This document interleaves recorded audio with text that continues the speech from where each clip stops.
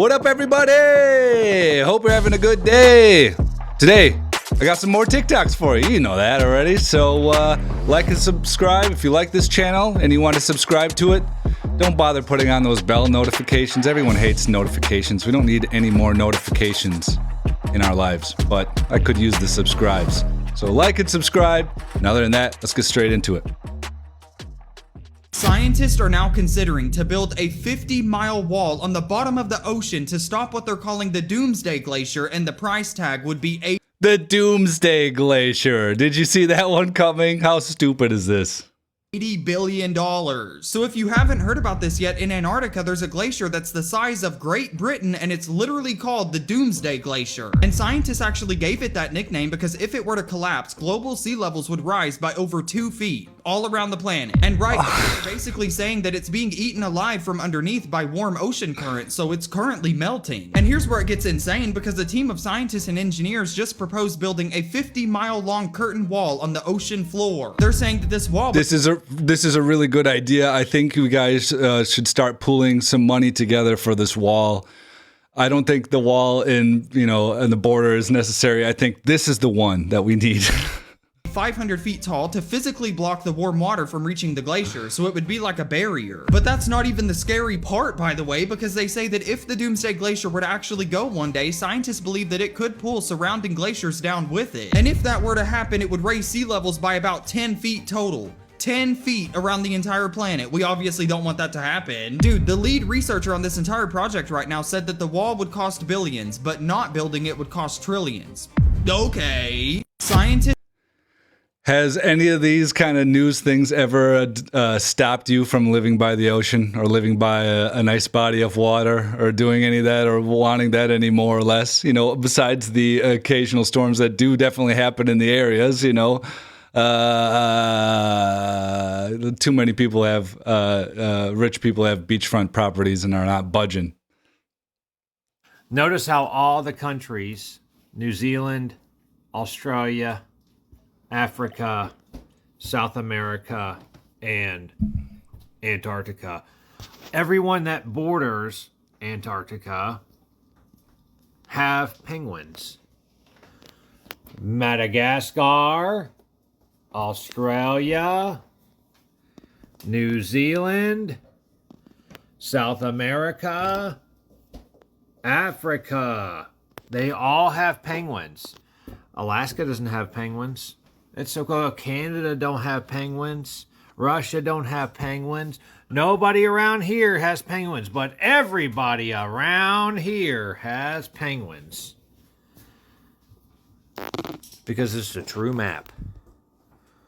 This is it. The globe is fake.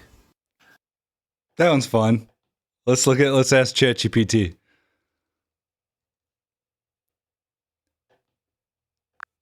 Yo, ChatGPT, is it true that penguins only live in countries that are close to Antarctica? Not exactly. While many penguin species do live in the Antarctic region or on nearby islands, they're not limited to that area. Penguins also inhabit places like the Galapagos Islands near the equator and temperate regions like South Africa, New Zealand, and the southern coasts of South America. They're definitely more adaptable than just the icy South. Yeah, okay. All right, well, I don't know. Sorry about that one, guys. It was a little bit of a letdown there, but... I realized that God is the air that I breathe, that I'm not even responsible for my own consciousness, my own sense of being aware. I'm not responsible for that. This substance, this thing right here, this, whatever this is, this right here, we think it's air. But I realized that if I stop, close my nose and mouth for 4 minutes, if I'm separated from this substance for 4 minutes, my heart don't stop. My brain don't even stop. My body functions don't stop. The first thing I lose is consciousness. I pass out. I can no longer stay aware. So I started to say, well, wait a minute. I'm not just breathing in air. I'm breathing in consciousness. I'm inhaling and exhaling God itself. And this air is conscious. that linked me up with quantum physics, where they got the new string theory and how strings are vibrating in certain ways and gives you air, or gives you a tree, or gives you a human being. That everything is conscious. Not just the life that I have, but the clothes that I'm wearing, the air, everything is conscious on some level. It is vibrating. It has a purpose. It has a point. It has a point of view. Everything. So I began to see God as everything. Everything is God. Grab your copy and the link in the bio now. No, but he's got some good points there, and it's really interesting to think about how when you lose air, that's consciousness is the first thing to go, and it makes you think about out of body experiences. I don't know if you've ever had one. I've tried to think if I've ever truly had a out of body experience that I can remember that seems like some typical dream, like out of body experience kind of thing. Like I can't think of a specific traumatic event that I was like close to death or something like that. Or I don't know if you have to be close to death to have an out of body experience. I'm not sure how that goes, but I've always thought about that. What is truly an out of body experience, and how do you know if you're having one? It seems like the people that really do have an out of body experience are like real sure about it. They're not like, I maybe was. They're like, no, that's what was happening, at least from my point of view, in my mind or consciousness or whatever it may be. So I think that one's real fascinating.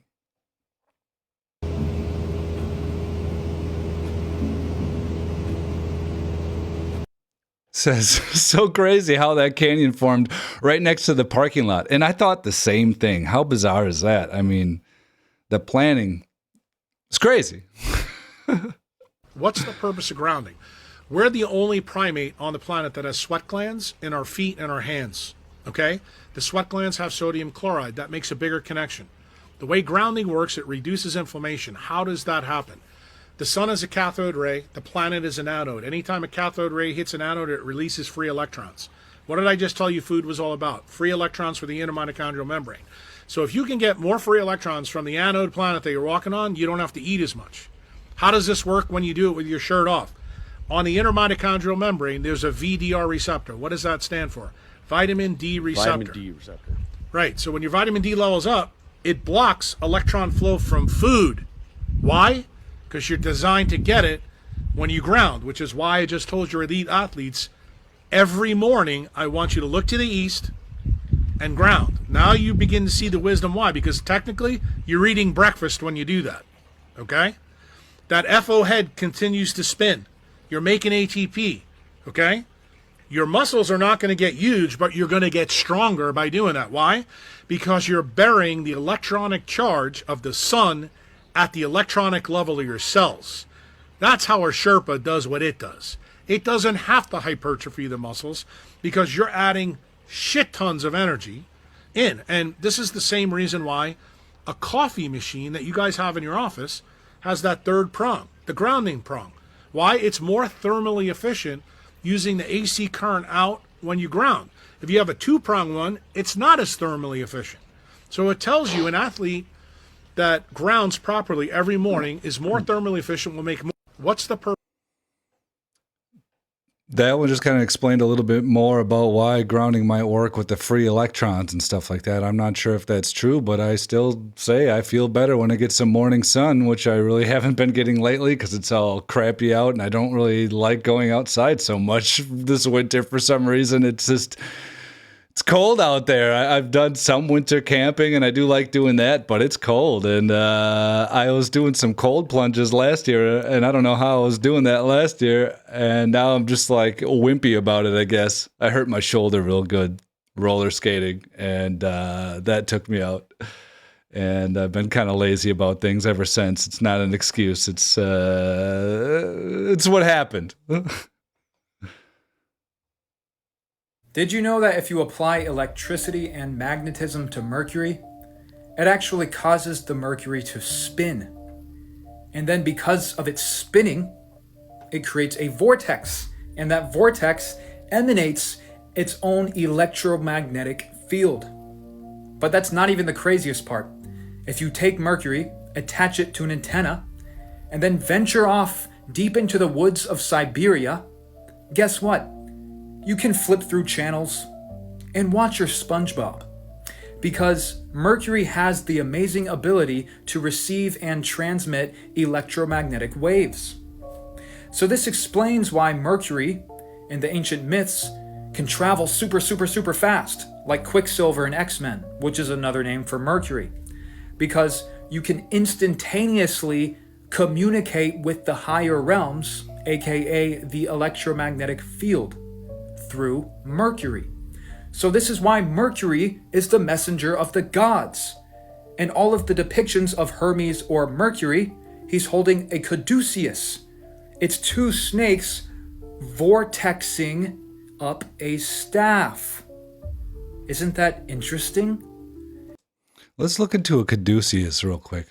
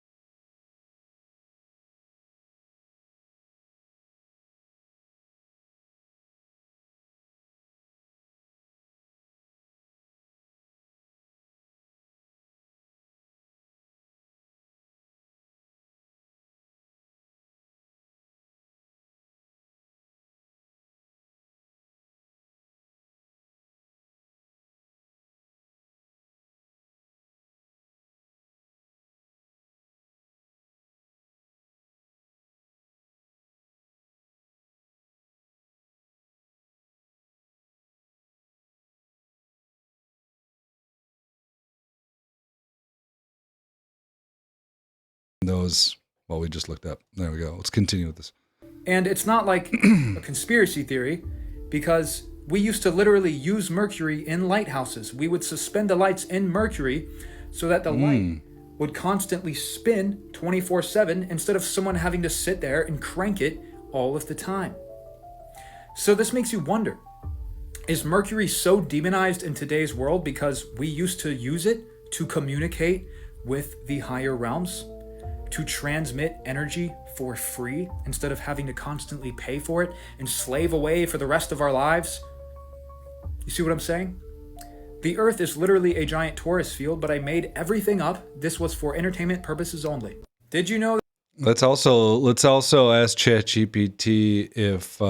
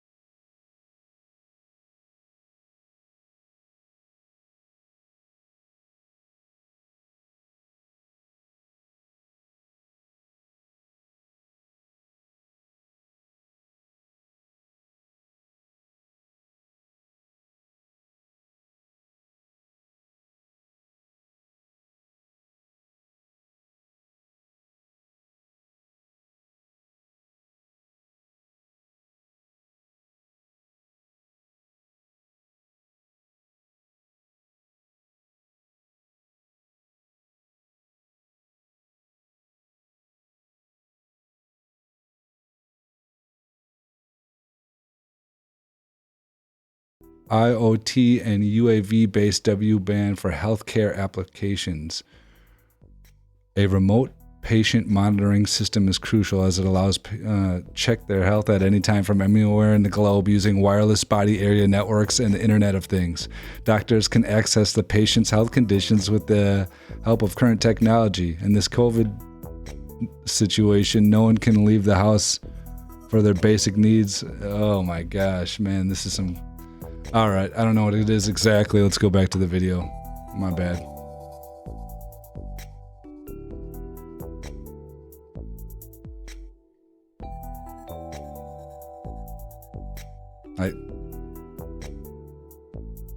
And then read what it says. So when I hold up the college textbook to draw what we've just done all together, Yes. all right. And I showed you chapter 1. Then I showed you reference number 13 with the Pentagon Directive 3000.09, which you can also Google. Yes. And then you see this is a college textbook. That is a Pentagon Directive. Okay. What does that have to do with you and me? Right? That's what a normal person would wonder. Google that, hit enter, read it. Now tell me how. And that's what they left out. They didn't bother to tell nobody since 1995. That's you. That's your butt on the cloud. And I don't want that. Do you want that? I don't want my butt on the cloud. I don't want to be on the cloud at all. And if I did, I want my doctor to tell me what's going on. And that was the part that hurt me the most. That was the part that made me vicious intellectually. And I demanded intellectual acuity. Dude, if I worked a job in it, what are you doing? Because they're not talking about it in professions. And if we cannot have a discussion as adults about what we do when we go to work, it would be one thing. It would still be bad, in my opinion, because it makes communication nigh impossible. But this is about your health care. This is your health. Me, you, everybody. And they said nothing. So I have another picture for you. I'm not going to say it out loud. You're welcome, YouTube. I want you to read what's on the top. Okay? Look at the picture. Right? And then this is another technology that's been out since 2005 with our International Standards of Electrical and Electronics Engineers. So you type in 802.15.4 and you're going to find another technology that is emerging. I don't know about you, but it's 2024. That means 20 years ago, it's still emerging. I'll tell you, that meat in your freezer pureed. That meat's going bad right now. It's been in there so long. And this is why I'm like, freezer burn. Oh, so if you Googled what I showed you a moment ago and you're going, how are they doing that? Because we got a new healthcare going on and it's very wireless, because nobody mentioned that in 1995, we were already watching you from the inside out with your blood and tissue.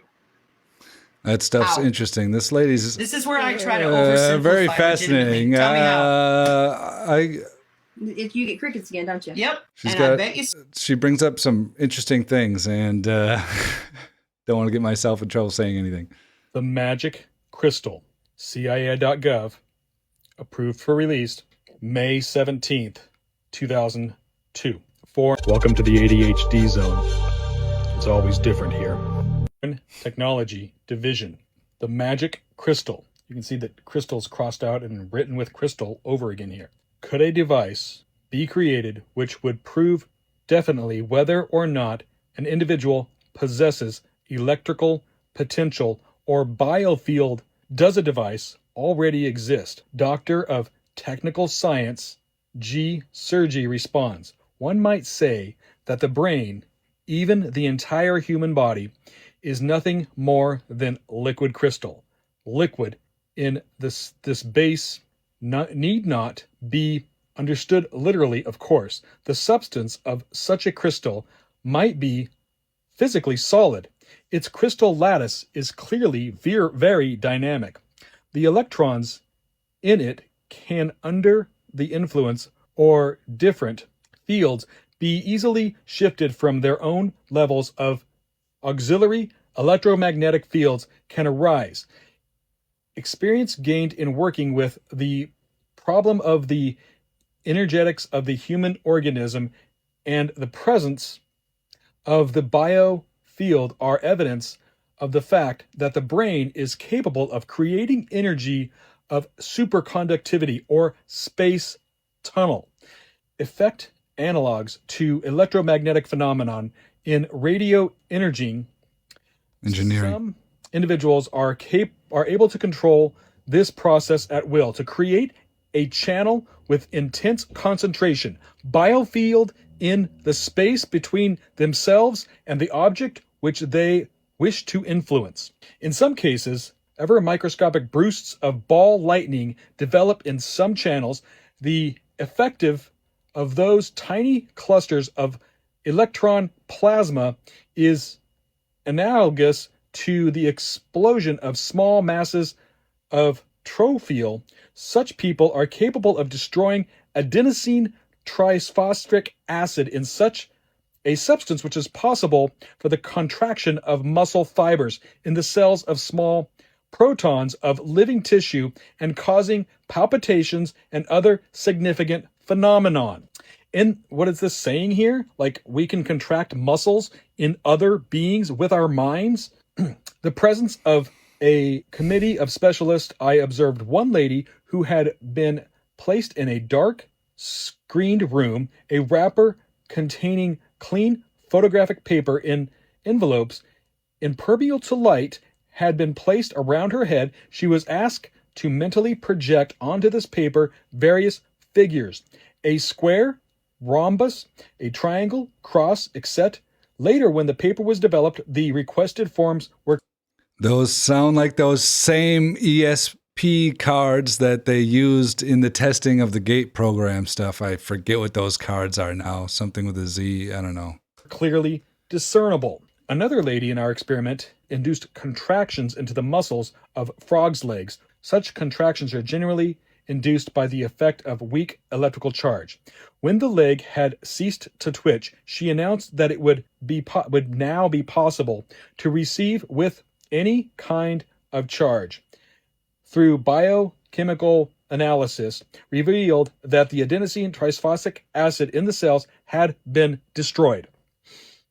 In both cases, an intensification in the strength of the biofield and magnetic whirls were observed near the subjects. All this was registered by the special device called the bioplasmograph. It is quite possible that this is the first time our readers have heard of this device, and indeed it has been in existence for a relatively short time. Basically, it consists of a disc made of an organic substance containing cholesterol aggregate. This powered substance represents a liquid crystal cholesterol aggregate. It is extremely sensitive to changes in the environment. It registers weak electric forms of field of any kind, and it is used to observe magnetic whirls, a phenomenon which has been little studied by physicists. Magnetic whirls possess real kinetic energy. Individuals capable of using his own brain, which incidentally is liquid crystal in classical form, to create space tunnel effects, is also capable of causing magnetic field to whirl and thus transmit kinetic energy into various objects. Whoa. This energy is certainly not great. Yet if it were amplified by means of modern radio technical means, then Acme time in the future, it might be possible to create a force system whose center would be the human brain or liquid crystal model. Imagine a construct site without a single crane where all the concepts of the erected structure are lifted and assembled by means of amplified magnetic whirls. This is far in the future, of course, yet in the past, certain persons were said to have supernatural powers. The evil eye, apparently such people were capable of creating extremely weak field interactions. Such interactions can now registered and modified with the aid of the bioplasmograph. One might ask, if these effects exist, then it might be possible to transmit thoughts to great distances. In the primary stage of its formation, a thought cannot be transmitted. At this stage, it is only an emotion, which, through complex psychological process, will later be conceived into words and ideas. Yet emotions can be transmitted, and certain persons do, in fact, transmit them by means of space tunnel effect. We have this moment with our device. The bioplasmograph is also very sensitive to gravitational magnetics and can perfect great service. I think this is a pretty long one here. Can't see it with the white border on the bottom there. But this reminds me of a lot of different things. So it's very interesting thinking about, he was saying how there's a crystal in the body or some crystalline structure and something like that. I always kind of thought that vibes, like when people was like, you have good vibes or bad vibes, or you just got a vibe off of someone, right? I always thought that was like maybe like an electric charge that you hold around yourself, and people can feel that electrical charge around you, whatever it is, your biofield or whatever. I always thought it was just something that it was very charged.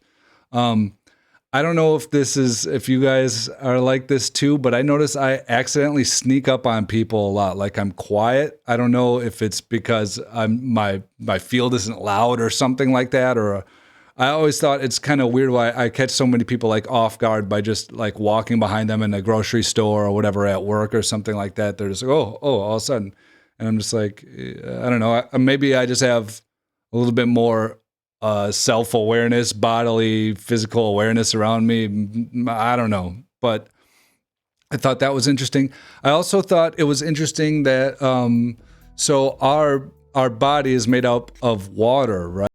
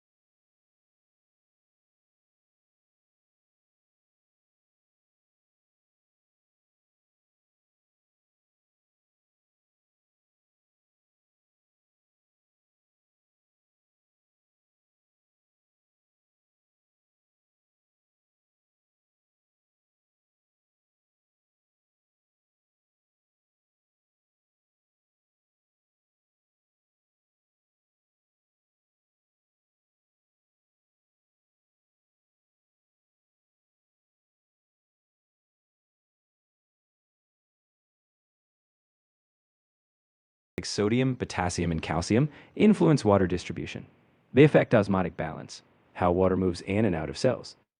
If salt levels rise, water might shift to balance the concentration. This can influence how much water is in cells versus outside, potentially altering that structured or bound water layer at membranes. In short, electrolytes can subtly shift cellular hydration dynamics, though the body generally regulates these tightly.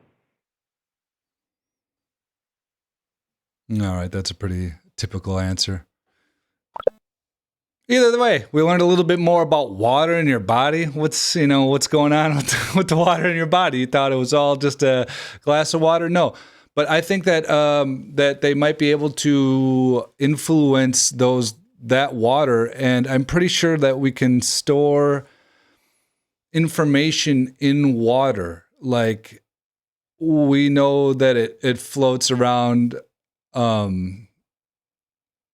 with a hydrogen and 2 oxygens, but those can also connect in different chains, and they can stay formed in that. And that's what I think what some structured or less structured water is. And yeah, I think the electromagnetic fields, this Wi-Fi, all this other stuff has got to be changing the way that these water poles and different things are being expressed on our body, especially if we're not grounding ourselves, if we're not getting rid of these radical electrons or getting enough of them in our food, or however which way it works now. I'm still very nervous talking on camera. It's like looking at the camera, I just like forget everything I say. I got to pretend like I'm talking to a friend. And, I'm trying to do that, but I just forget. Like, just when I look at the camera. But I'll get better with it. I'll remember stuff. Other than that, I hope you have a lovely day. Thanks for joining me today, and I'll see you tomorrow. Hit that like and subscribe if you want to see some more, but if you don't, that's fine too. Enjoy the day. I'll see you tomorrow.